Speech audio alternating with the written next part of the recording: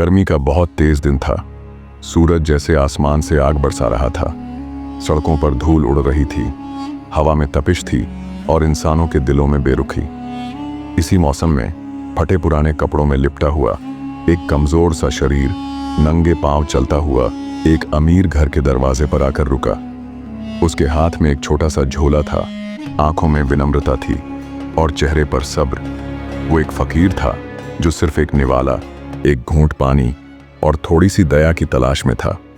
उसने दरवाजे पर दस्तक दी और धीरे से कहा, बेटा 2 घूंट पानी दे दे, अल्लाह तेरा भला करेगा। दरवाजा खुला और बाहर आया नईम, एक अमीर व्यापारी। महंगे कपड़े पहने हुए थे, ब्रांडेड घड़ी और आंखों में घमंड भरा हुआ था। नईम ने फकीर को देखा और नाक भौं सिकोड़ते हुए बोला, हर दिन ये फकीर क्यों चले आते हैं? ये लोग तो शहर की गंदगी बन चुके हैं। फिर उसने कदम बढ़ाया, फकीर को धक्का दिया और चिल्लाया, चल निकल यहाँ से, तेरे जैसे लोगों की वजह से ही तो ये देश पिछड़ा हुआ है। न पानी है न खाना, कहीं और जाकर मर। फकीर नीचे गिर गया, चोट भी लगी, शर्मिंदगी भी हुई, लेकिन वो चुप रहा।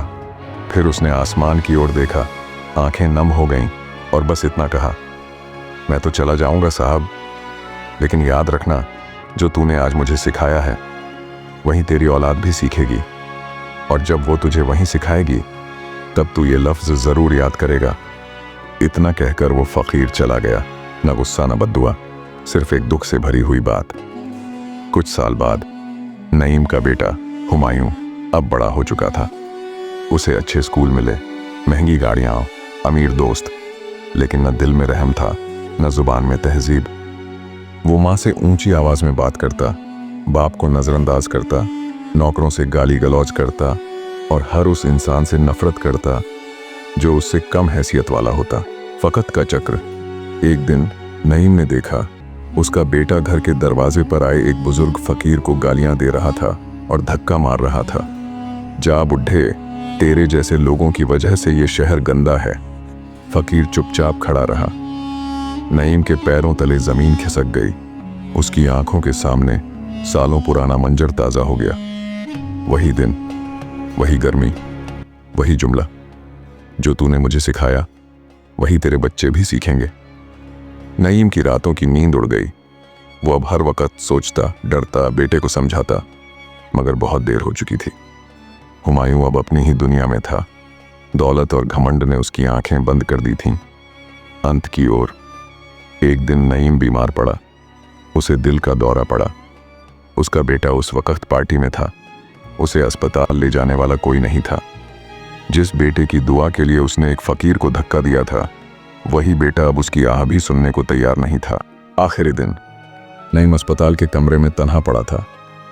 न कोई बेटा था, न बीवी, सिर्फ तन्हाई, पछतावा और मौत की आहट। आखिरी सांसें करीब थीं। एक नर्स धीरे से कमरे में आई और कहा, हुजूर, बाहर एक बुजुर्ग खड़े हैं, हर रोज आते हैं और कहते हैं, मैं उस शख्स की मगफिरत के लिए दुआ करना चाहता हूं जिसने मुझे जमीन पर गिराकर आसमान दिखाया था। नईम की आंखों से आंसू बह निकले। उसने कांपती आवाज में कहा, उसे अंदर आने दो, शायद वही मेरी कब्र के लिए रहमत बन जाए। खातिमा। फकीर की दुआ। फकीर कमरे में दाखिल हुआ। उसने हाथ ऊपर उठाए, आंखें बंद की और कहा, ऐ अल्लाह, ये वही शख्स है जिसने मुझे नीचा दिखाया था, लेकिन मैं इसके लिए बुलंदी की दुआ करता हूं, क्योंकि तू सबसे बड़ा माफ करने वाला है। नईम की सांसें थम गईं, लेकिन उसकी आंखों से बहते आंसू कहते रहे, फकीर की दुआ या बद्दुआ वक्त आने पर अपना असर जरूर दिखाती है। इख्तितामी पैगाम। जब आप किसी कमजोर को नीचा दिखाते हैं तो सिर्फ वो नहीं गिरता, आपका मुकद्दर भी गिरने लगता है। कभी किसी फकीर को मत ठुकराओ, क्या पता वही तुम्हारे मुकद्दर की दुआ लेकर आया हो। अगर हमारी कहानियां आपके दिल को छूती हैं तो हमारे चैनल कदीम वाकयात को जरूर सब्सक्राइब करें।